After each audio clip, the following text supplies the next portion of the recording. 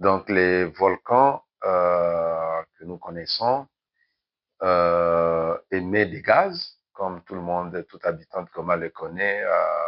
Par moment, quand l'atmosphère est dégagée, on sait voir un panache de gaz sortir du volcan. Et ces panaches, bien sûr qu'ils passent au-dessus de nous, mais il finit par nous arriver. Donc, dans la région où nous sommes, nous avons la direction préférentielle des vents qui vont de l'est vers l'ouest, ce qui fait que presque tout le temps, vous voyez les gaz volcaniques qui vont vers Saké, vers Massissi, mais par moment, il y a la direction des vents qui change, il y a des perturbations dans cette direction, et les gaz peuvent venir vers la ville de Goma, et c'est par moment, à ce moment-là, que les gens sentent l'odeur qui ressemble à celle des œufs pourris. Ça, c'est les gaz qui contiennent les soufres qu'il y a dans les panaches, dans ces gaz qui sont émis par le volcan. Évidemment, ces gaz ont des effets sur la santé humaine. Ils peuvent créer des problèmes respiratoires. Ils peuvent également avoir des impacts sur la qualité de l'eau. Parce que vous voyez, il y a beaucoup de compatriotes qui n'ont pas accès à de l'eau de la régie des eaux et tout ça, l'eau de robinet. Et donc, ou même quand on a accès à l'eau de robinet, mais on peut aussi être intéressé à puiser l'eau des pluies. Donc, ces gaz se dissolvent dans l'eau et une fois ils sont dans l'eau, ils vont réduire ce que nous appelons le pH de l'eau. Et quand le pH de l'eau est réduit, c'est pas bon, c'est plus de l'eau de bonne qualité, n'est-ce pas? Et à part le pH, nous avons également le fluor, hein, qui est en grande quantité dans ces gaz. Et une fois vous consommez l'eau qui contient ce fluor, le fluor va réagir avec vos dents, vos os, et ça va endommager le squelette, n'est-ce pas, de la personne et les dents. Et comme vous le savez, il y a souvent les dents, des personnes qui ont des dents qui sont tachetées, n'est-ce pas, dans la ville de Goma. Ça, ce sont les effets du fluor. Et le fluor, là, il vient également dans les roches volcaniques. Hein. Donc, une fois qu'il y a éruption et que la pluie ou bien l'eau de ruissellement euh, entre en contact avec la roche volcanique, le fluor va être dissous dans l'eau et on le trouve aussi en grande quantité dans les eaux des rivières qu'on trouve à l'ouest de Goma comme vers Mubambiro, n'est-ce pas, vers Chacha, ainsi de suite, n'est-ce pas, ce qui fait que nous puissions avoir des personnes qui ont des dents tachetées et colorées, n'est-ce pas. Donc les gaz volcaniques, c'est pas seulement les gaz que nous voyons qui sortent dans notre région, hein. C'est pas seulement les gaz que nous voyons qui sortent du cratère. On a aussi des gaz qui sortent des fractures ou bien même du sol, ce que nous appelons communément ici les mazoukou. N'est-ce pas? Ça, c'est aussi des gaz volcaniques. Et quand vous entrez en contact avec ces gaz dans les mazouks, vous connaissez les méfaits des mazouks, n'est-ce pas, sur la population. Et donc, on a aussi ces gaz qui diffusent depuis le sol.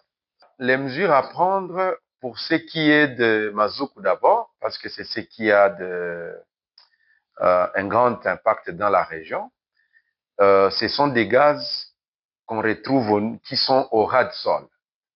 Et donc, il faut éviter de construire, par exemple, là où il y a les mazouks. L'OVG a cartographié, n'est-ce pas, presque la totalité des mazouks qu'il y a dans la partie déjà habitée, n'est-ce pas?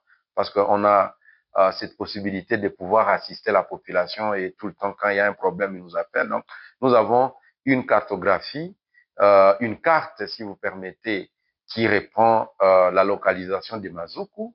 Et donc, si quelqu'un, par exemple, veut construire une maison, il peut venir à l'OVG. On va lui dire, bon, vous voulez construire à Keshero, je ne sais pas, à cet endroit.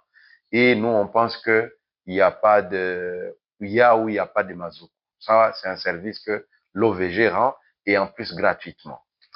Mais également, si vous achetez un terrain, une parcelle, n'est-ce pas, vous pouvez nous appeler et on va venir faire un peu de prospection, vous dire, bon, voilà, votre parcelle est saine ou bien il est comme ça, et puis on peut vous orienter, de sorte que demain, vos enfants ou vous-même ne puissent tomber, n'est-ce pas, dans le piège des Mazoukous. Ça, c'est vraiment quelque chose qu'il faut faire, parce qu'après, les Mazoukous ne pardonnent pas, vous comprenez. Vous vous rappelez que nous avons perdu notre collègue, n'est-ce pas, le chef de la protection civile. On l'a perdu comme ça dans un Mazoukou. Et donc, c'est un problème un risque qu'il faut prendre au sérieux. Deuxièmement, pour ce qui est des gaz qu'il y a dans la haute, enfin, qui sont émis depuis les cratères, ce que nous voyons, n'est-ce pas, les gaz qui sortent des cratères des volcans, on a la chance que ces gaz soient situés en haute altitude.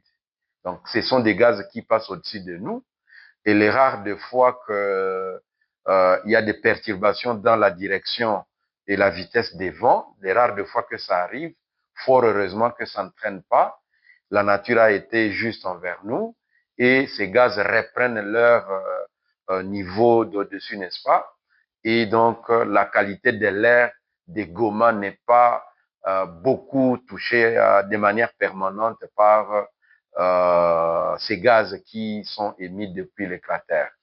Et cela arrive souvent, ou les concentrations arrivent souvent lorsque nous avons une éruption. Hein. Par exemple, en mai 2021, pour ce qui est du Nyiragongo, mais également les Nyamulagira, comme vous le savez, il y a une forte activité qui est là et qui se déverse, qui produit des laves qui se déversent, n'est-ce pas, dans les parcs nationaux de Virunga vers une orientation ouest.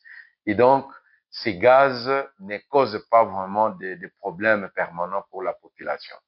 Pour ce qui est des eaux de pluie, quand vous voyez que les volcans sont en train d'émettre des grandes quantités, ou bien quand l'OVG émet un bulletin qui dit que non, l'activité est forte, où il y a des émissions de gaz qui sont importantes, il faut éviter d'utiliser des eaux de pluie dans tout ce qui est activité ménagère, n'est-ce pas, comme la cuisson, comme boire cette eau, n'est-ce pas, il faut éviter. On peut l'utiliser pour torchonner, pour nettoyer les habits, mais éviter d'utiliser dans tout ce qui est consommation et tout cela. Et il faut éviter de consommer les légumes qui ne sont pas lavés. C'est des consignes qu'on donne régulièrement ici à l'OVG. Et lorsque vous avez des doutes, évidemment, nous avons notre centre d'information sur les volcans qui est ouvert pendant les heures de service. Vous pouvez passer nos agents qui sont là-bas, qui sont formés à cela, vont donner des informations mises à jour par rapport à ça. Les risques liés au volcan sont multiples. Donc, il y a par exemple le risque lié au coulée des laves, qui est le risque qui est le plus connu, le plus répandu et le plus craint. Et donc, et ça, c'est un risque qui ne tient pas compte du fait que la saison soit sèche ou elle soit des pluies, n'est-ce pas? Donc, qu'il y ait pluie ou pas, si par exemple il y a une éruption, ça ne change pas grand-chose. Mais pour ce qui est du risque dont nous parlions, à savoir celui lié au gaz volcanique, pour le cas des Mazoukous, quand il y a la pluie, généralement la température baisse et ça fait que les gaz vont se concentrer au niveau du ras du sol.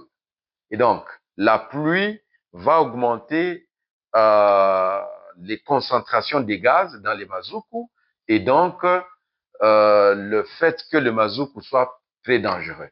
Donc, la pluie est un facteur qui aggrave le risque lié au gaz dans les Mazoukous.